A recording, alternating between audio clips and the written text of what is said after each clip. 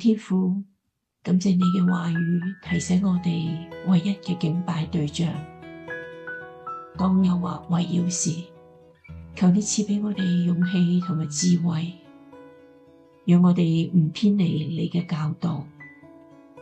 幫助我哋喺你面對選擇同埋挑戰時堅持信仰，拒絕所有可能使我哋遠離你嘅事物，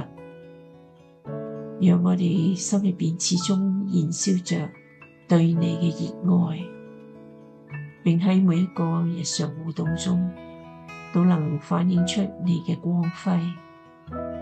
願我哋唔僅僅係聽你嘅話，更要付諸實行，成為世上嘅光同埋鹽。求你引導我哋嘅決策，使我哋嘅生命能夠成為